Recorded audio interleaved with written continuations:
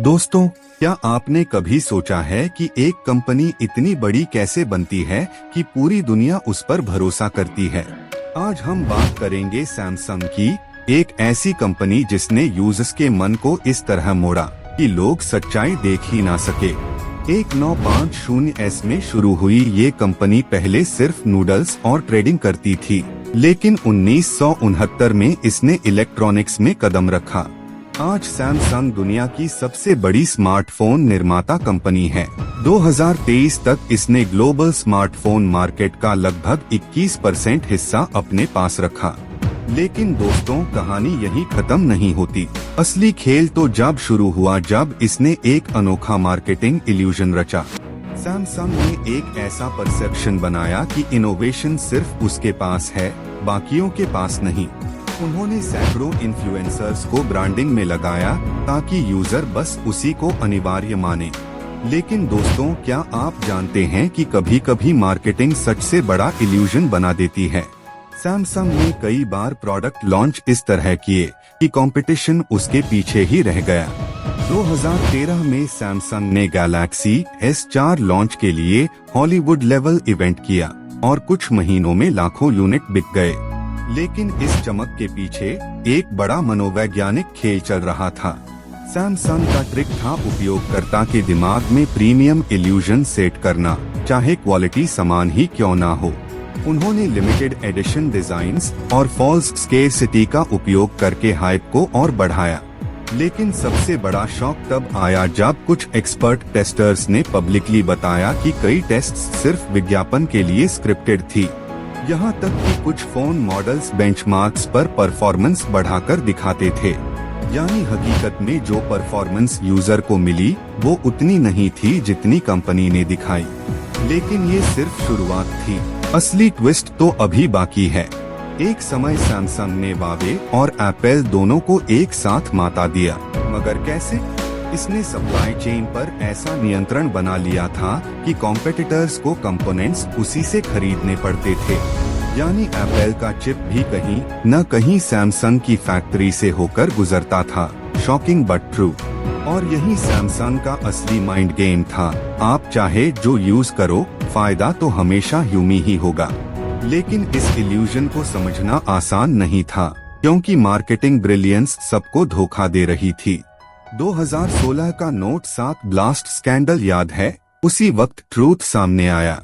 लोगों ने सोचा सैमसंग का अंत हुआ, लेकिन कंपनी ने उसे भी एडवांटेज बना लिया। उन्होंने तुरंत public apology the and safe replacement campaign शुरू किया। उनकी ऑनेस्टी की स्ट्रैटेजी ने इमोशनल ट्रस्ट दोबारा बना दिया। सैमसंग ने नुकसान से सीख लेकर सेफ्टी को न्यू मार्केटिंग पॉइंट बना लिया। कुछ सालों में वही कंपनी फिर टॉप मार्केट शेयर पर पहुंचता दी। लेकिन दोस्तों, असली कमाल इस कंपनी का बिजनेस तरीका है। सैमसंग का मॉडल सिंपल लेकिन पावरफुल है। हर सेगमेंट में जगह बना। हाई एंड से लेकर लो एंड तक हर उपभोक्ता को एक मॉडल मिल जाता है, और इसी डाइवर्सिफिकेशन ने इसे रिसेशन प्रूफ बना दिया। लेकिन उसका सबसे बड़ा मास्टर स्ट्रोक था परसेप्शन ब्रांडिंग, लोगों के दिलों में राज करने वाला इल्यूजन। आपने शायद नोटिस किया होगा, हर लॉन्च में फील वाली इमोशनल कहानी होती है। वो कहानी सिर्फ फोन नहीं बेचती, वो ड्रीम बेचती है।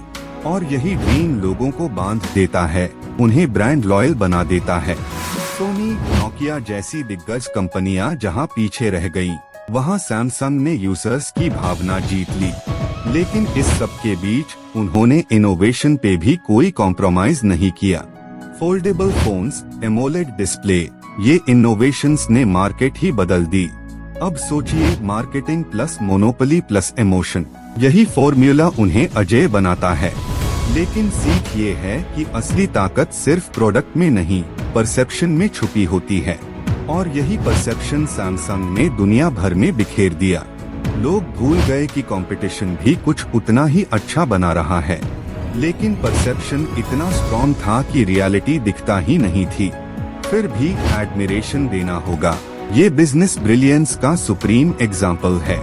सैमसंग ने दुनिया को सिखाया कि फेक भी अगर परफेक्ट लगे तो वो रियल बन जाता है। अब सवाल ये है, क्या आप भी मार्केटिंग के इल्यूजन में जी रहे हैं, याद रखिए, हर चमकदार चीज गोल्ड नहीं होती।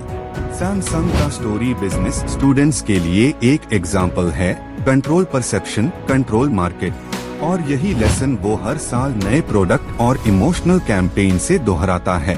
तो दोस्तों, अगली बार जब आप किसी बड़े लॉन्च को देखें, जरा सोचना असली प्रोडक्ट कौन सा है और इल्यूजन कौन सा, क्योंकि मार्केटिंग कभी कभी हकीकत से ज्यादा पावरफुल होती है।